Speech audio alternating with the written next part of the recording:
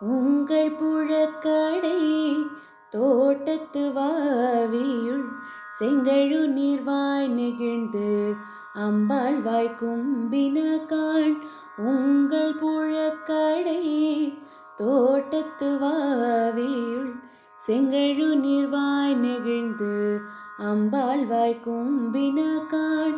செங்கற் பொடி கூரை வெண்பால் தவர் தங்கள் திருக்கோயில் சங்கிடுவான் போதன்றார்.